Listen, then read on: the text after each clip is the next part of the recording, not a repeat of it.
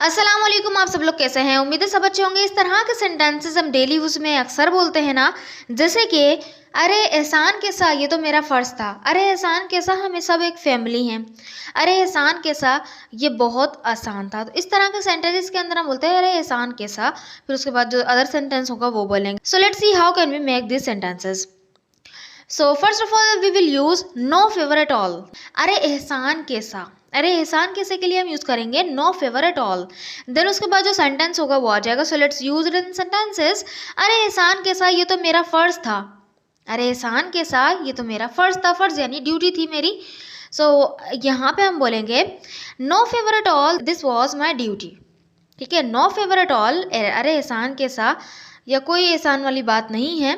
This was my duty, मेरे ये तो मेरा फर्ज था। नेक्स्ट सेंटेंस इज अरे एहसान कैसा, ये तो उसका फर्ज था।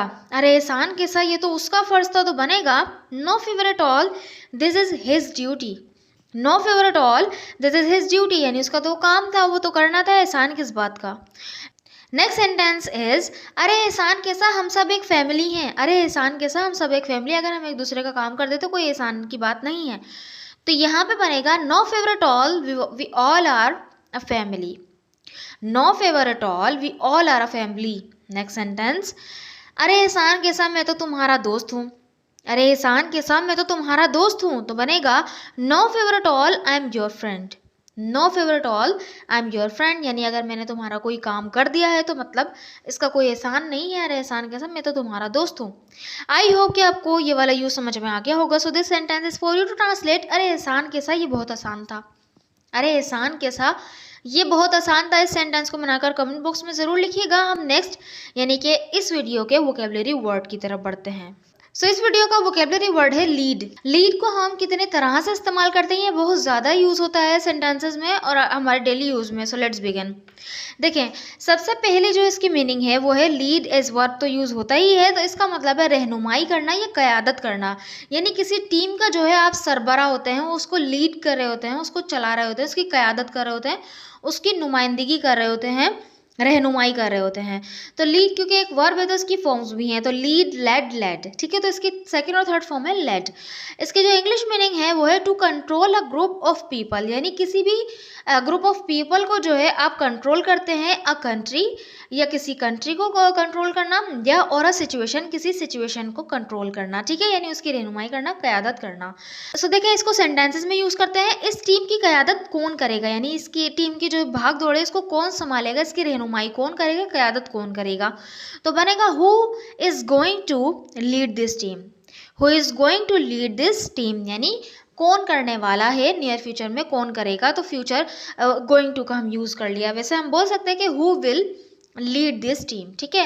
नेक्स्ट सेंटेंस इज उसने पार्टी की क़यादत की। उसने पार्टी की क़यादत की, यानी कि जो पार्टी था उसको जो है उसने पूरा संभाला, उसको लीड किया, उसका सारे जो है यानी कंट्रोल किया उसको, ठीक है, सारे निज़ाम को। तो बनेगा she led the party.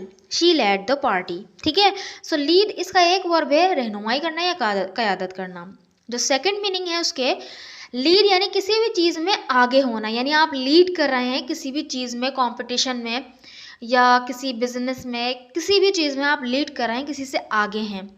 So to be, देखें, टू बी इन फ्रंट यानी किसी के आगे होना, टू बी फर्स्ट यानी फर्स्ट प्लेस पे होना, और टू बी विनिंग या जीत रहे होना, स्पेशली इन स्पोर्ट्स और अदर कॉम्पिटिशन्स, ठीक है। किसी स्पोर्ट में या कंपटीशन में आप किसी से आगे हैं या किसी से आगे जा रहे हैं या आप जीत रहे हैं, ठीक है, इस तरह का सेंस। तो देखिए सेंटेंस है 30 मिनट के बाद चैलेंजर्स 2 गोल से आगे थे। जो चैलेंजर्स थे यानी कि 30 मिनट बाद जो है वो 2 गोल से आगे थे, यानी 2 गोल उनके ज़्यादा थे।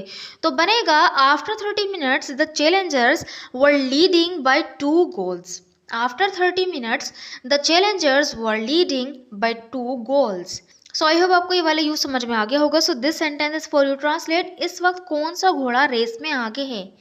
इस वक्त कौन सा घोड़ा रेस में आगे है। इस सेंटेंस को बना के लिखिए।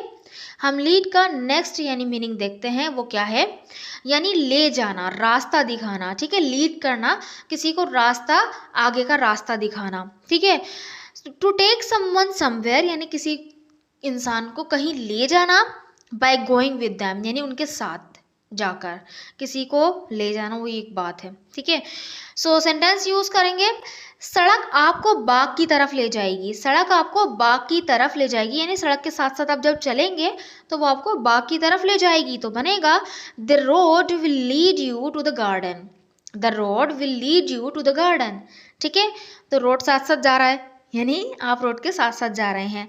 मेहनत खुशी की तरफ ले जाने वाला रास्ता है, यानी आप मेहनत करते जाएंगे और जैसे बात है कामयाबी होती जाएंगी, कामयाबी से खुशी भी हासिल हो जाएगी। तो बनेगा diligence is the path leading to happiness, ठीक है। डिलिजेंस इज द पाथ यानी कि मेहनत जो है रास्ता है क्या करने का, leading to the happiness, happiness की तरफ ले जाने वाला एक रास्ता है। आई होप कि आपको लीड का ये वाला यूज समझ में आ गया होगा। लीड कि जो है यानी आईएनजी फॉर्म अगर यूज़ करेंगे, इसको एज एडजेक्टिव भी यूज़ किया जाता है, जिसका मतलब होता है नुमाया, अहम, मरकजी, यानी किसी भी चीज़ में आगे होना, इस तरह का सेंस। तो देखें इसकी इंग्लिश मीनिंग क्या है, वेरी इंपॉर्टेंट और मोस्ट इंपॉर्टेंट, ठीक है। वेरी इंपॉर्टेंट और मोस्ट इंपॉर्टेंट, बहुत ज़्यादा अहम, ये नुमाया।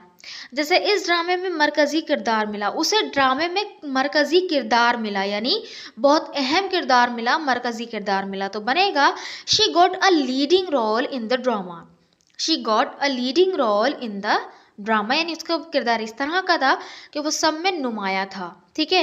नेक्स्ट सेंटेंस इज मैंने मारूफ ब्रांड्स में से एक खरीदा, यानी बहुत सारे ब्रांड्स हैं उसमें मारूफ यानी वो अहम जो नुमाया हो रहा है, जो दिख रहा है, तो वो लीडिंग ब्रांड में से मैंने एक खरीदा। तो बनेगा I bought one of the leading brands, I bought one of the leading brands. I hope कि आपको लीड का यूज समझ में